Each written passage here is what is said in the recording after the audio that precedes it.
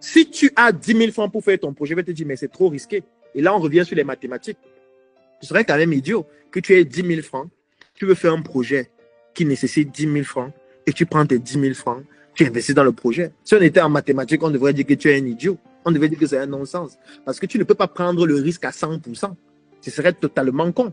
Quand on fait par exemple l'assurance et c'est basé sur les mathématiques et on se dit, OK, les gens vont venir souscrire une police d'assurance, mais on sait que tout le monde ne va pas tomber malade au même moment. On sait que les voitures ne vont pas faire l'accident au même moment. Même si les voitures font l'accident, ils ne vont pas faire le même type d'accident qui ne va pas nécessiter le même type de prise en charge. Donc, il faut un peu de mathématiques. Si j'ai 10 000 et mon projet c'est 10 000, le plus intéressant, c'est de réunir 9 personnes et de leur dire, gars, j'ai un projet là, qu'est-ce que tu penses de ça? Je leur présente le projet dont je développe mes capacités de persuasion pour les convaincre à adhérer au projet.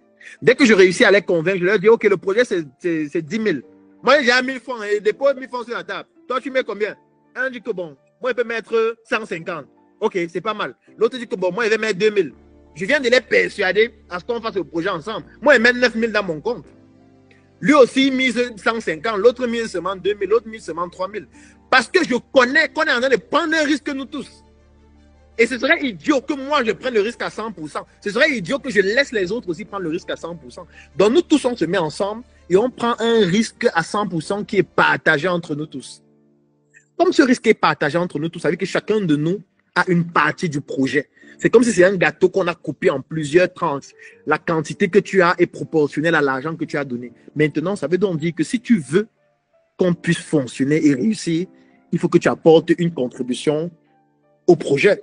Maintenant, la contribution ne sera pas la même. Il y a certains qui vont apporter la contribution du gardien de but, d'autres vont apporter la contribution du défenseur, d'autres vont apporter la contribution du milieu de terrain, d'autres vont apporter la contribution de l'attaquant, d'autres vont apporter la contribution de l'entraîneur, d'autres vont apporter la contribution du supporter. Il a un rôle important. On est d'accord qu'un match à huis clos et un match avec le stade plein, les supporters qui crient « gagnons le match », ce n'est pas la même chose. Ça joue sur la motivation, ça joue sur la détermination, ça joue sur le plan émotionnel, ça te pousse à avoir un Hemley qui te pousse à vouloir marquer des buts. Donc on est d'accord que même si tu n'as pas de compétences techniques pour être au stade, tu peux être au banc, pour être un remplaçant. Ce n'est pas pour rien qu'une équipe de football a 23 joueurs et ça se réplique en entrepreneuriat. Il n'y a jamais un organigramme qui n'est pas en double. Si tu as une entreprise qui a un organigramme qui n'est pas en double, c'est que tu es un idiot. Si tu as un organigramme qui n'est pas en double, si une personne tombe malade, une personne qui a un rôle clé dans l'entreprise, comment on fait? C'est pas pour rien que même en médecine, on dit qu'un médecin, un chercheur doit avoir un assistant ou plusieurs. Parce que c'est une manière de transmettre même inconsciemment. Et tel qu'on fait un accident, il meurt, qu'est-ce qu'on fait? Les études qu'il était en train de mener, qu'on finançait à des millions. On ne peut pas prendre un risque comme ça sur quelqu'un qui demain peut mourir brutalement. Donc il faut qu'il soit assisté et c'est la même chose que nous on faisait donc.